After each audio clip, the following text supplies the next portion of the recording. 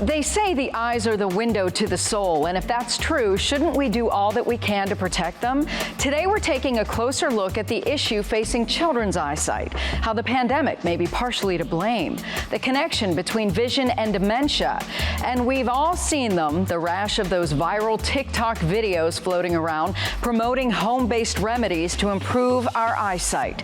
Our expert weighs in. Plus, what foods can help boost your vision? We're shining a light on the importance of eye health straight ahead on Prescription for Life.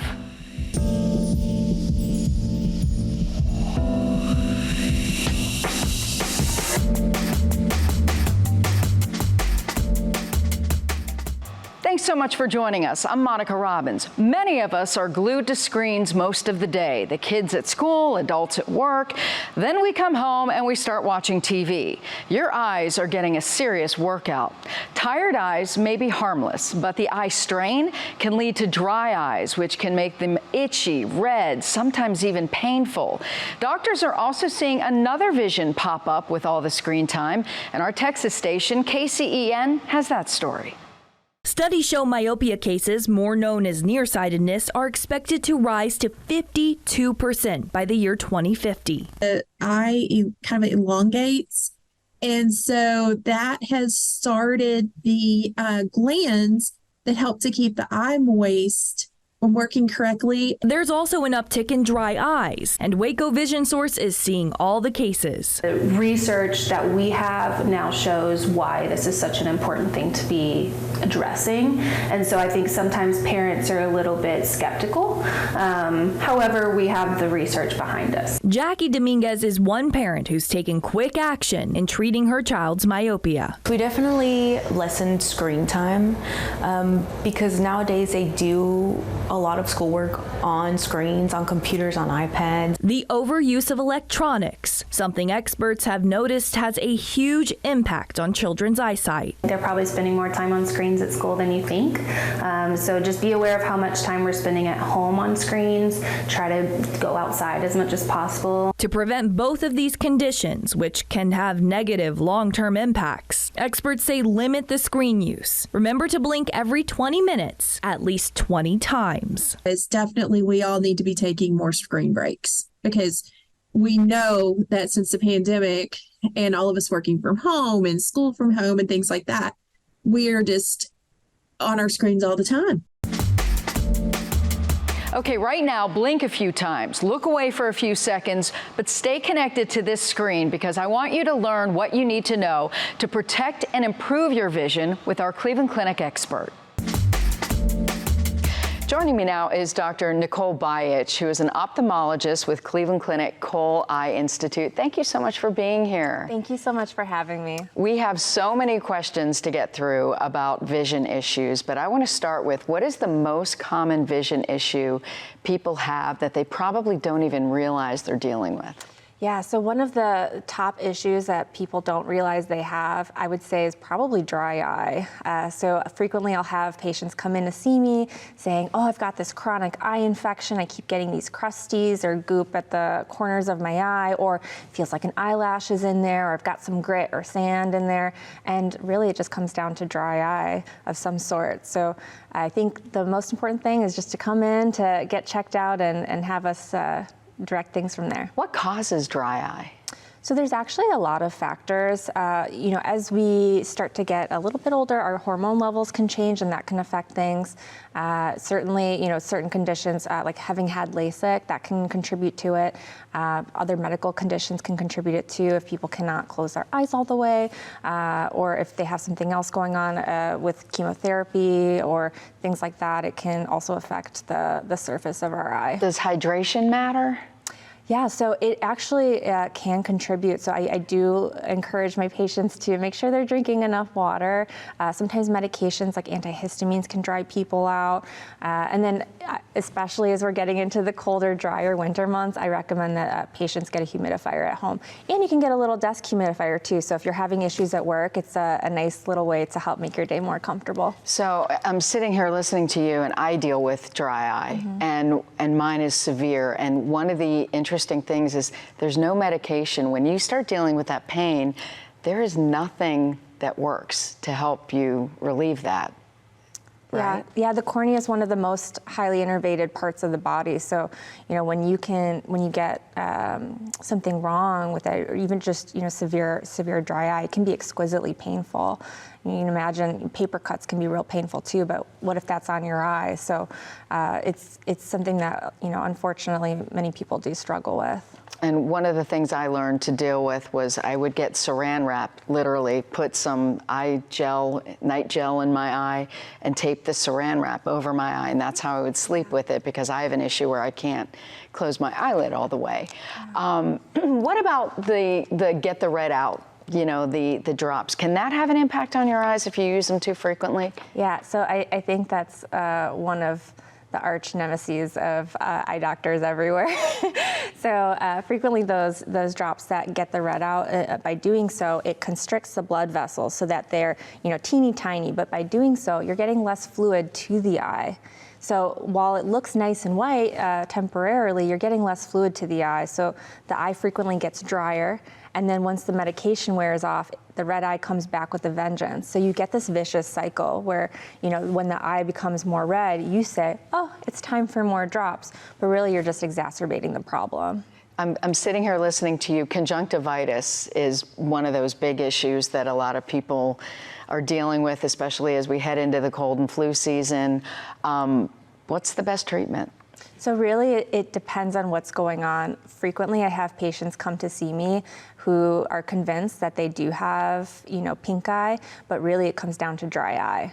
So it's really important to have an exam and to really have someone listen to your story to figure out, is this really pink eye or is this actually dry eye or something else going on that we need to address? So what are the vision issues that you do not pass go? You need to go get medical treatment right away, like the floaters, blurry vision, double vision. What are some of the issues that you wish people would have come to see you much sooner? So definitely floaters, new floaters are a big one. So sometimes I'll have people come see me and they say, oh, I've had these floaters for 8-9 months and they didn't go away, so I thought I should get them looked at. Now, for a lot of those cases, they didn't have any associated retinal injury, so they end up okay. But, I have seen patients who they ignored it because of the pandemic. They didn't want to come in, but they ended up having an underlying retinal injury that happened with that floater. Didn't come in, and it progressed to retinal detachment. And when those are chronic, they can be really devastating. And a lot of times we can't get that vision back, not to a degree that is satisfactory for the patient. You mentioned pandemic, and one of the things we've been seeing is that kids are dealing with more vision issues, and a lot of people are blaming it on the pandemic. Sure. Is that true, and what are the issues? So the biggest one is increasing rates of nearsightedness. Now, we've known this for some time, that kids have been getting more and more nearsighted as of late, but I can imagine, with the pandemic, a lot of tablet use, it's been becoming more and more prevalent. And it's interesting because there's this theory with evolutionary medicine that, why do we have people that are still nearsighted? Shouldn't that have been, weeded out? But no, the idea is that, people who are naturally nearsighted would be the people gathering berries and being able to pick out the poisonous ones from the ones that aren't, right? But, now we have over-the-counter readers. We don't need people to be picking out berries, right? So with kids, if they're having progressing prescription, we do have, fortunately, contacts and also medication therapy that can help slow down the rate of nearsightedness. Can you prevent it at all? So I think it's really important that we encourage outdoor play with our kids, because if they're outdoors playing, they're not going to be so focused, hyper-focused on, near things for like a tablet or things like that, that can, encourage the rates of nearsightedness. What's the 20-20-20 rule? So that is with computer vision syndrome. So many of us, especially when we're working from home or during the pandemic, we're focusing on our screens all day, and it can contribute to feelings of eye fatigue, burning. And a lot of times it's just because when we're focused on something, we're not blinking as often as we should. We're turning off that natural reflex to blink at regular intervals. So we're drying our eyes out. So every 20 minutes that someone's focusing on a screen or even reading a book, I recommend that someone takes 20 seconds to look off in the distance, 20 feet, just to help refocus and remember to blink a little bit. I need to remember to do that. I'm in front of a screen all the time. Digital eye strain, it's a real thing. What are the symptoms, though, aside from dry eye? So that eye fatigue, feeling like your eyes are really achy, those are the biggest ones.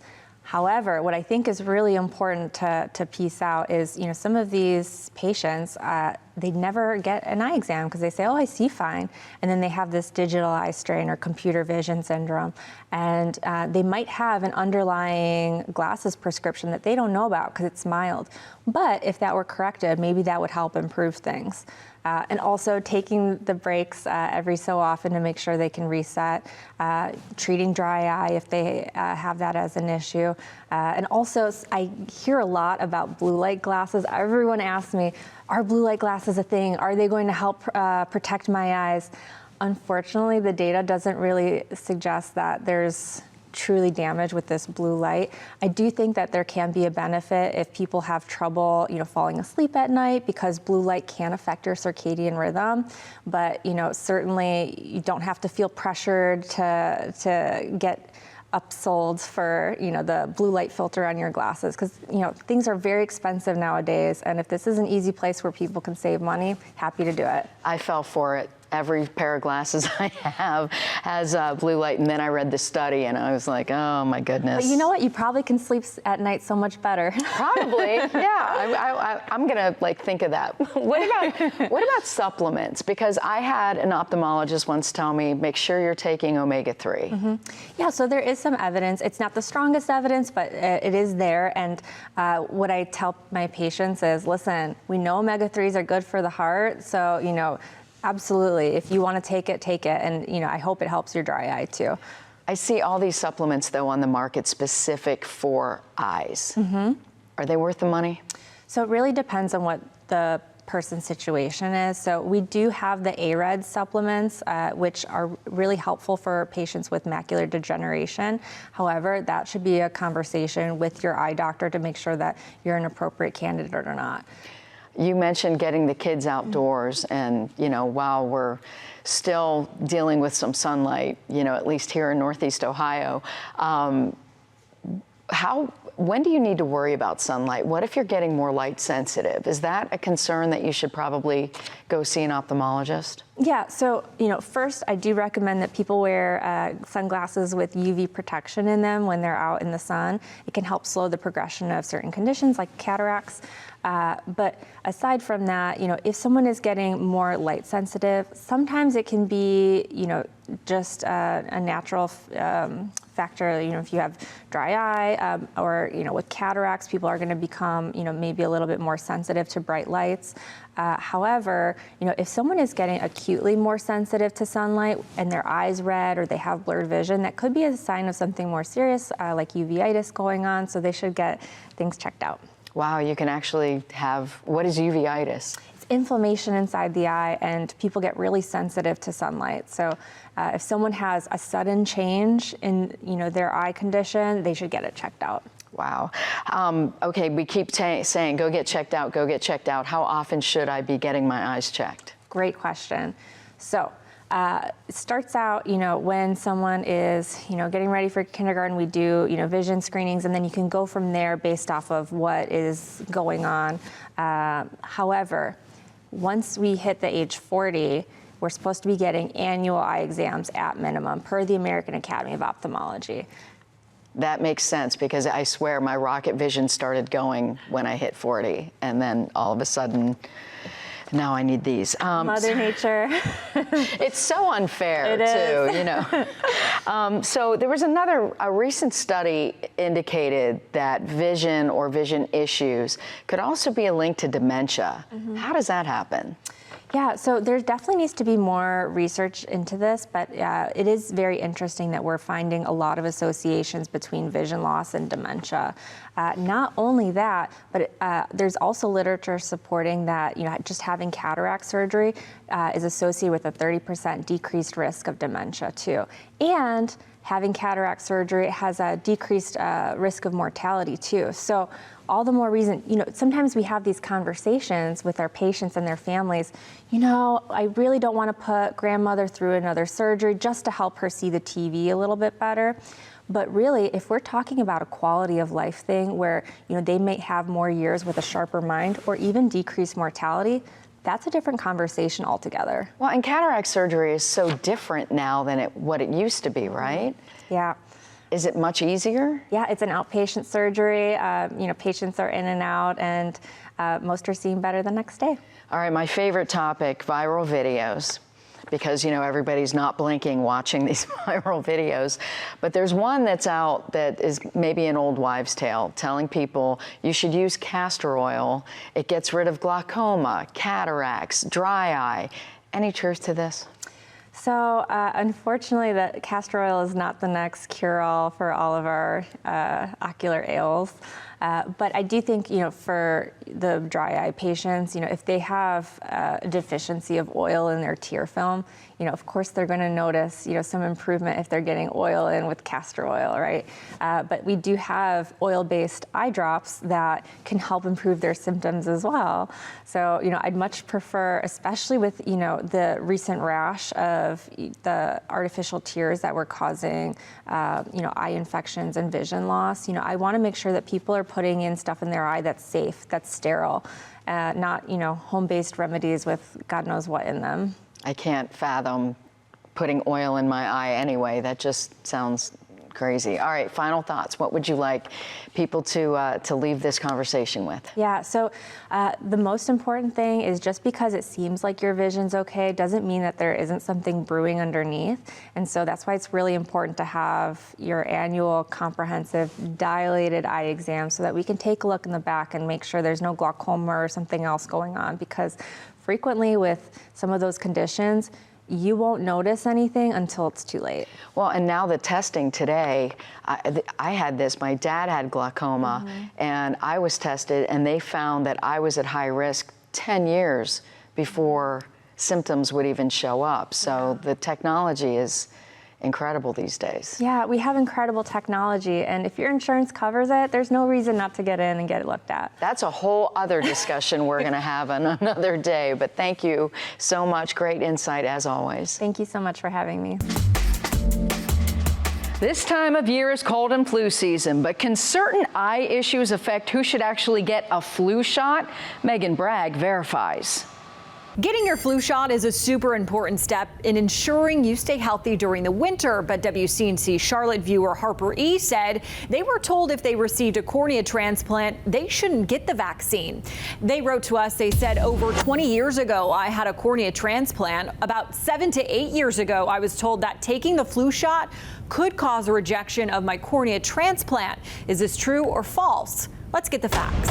Our sources are Lee Wiley, MD, ophthalmologist at Charlotte Eye, Ear, Nose, and Throat, and the National Institute of Health. According to the National Institute of Health, the cornea is the most commonly transplanted tissue in the body. The study says while these transplants have very high success rates, rejection is also possible. To ensure a healthy transplant, doctors will give patients immunosuppressants to prevent the immune system from attacking healthy cells by mistake. We know that vaccines stimulate the immune system, which is our theory on why it may put a transplant patient at a slightly higher risk of rejection.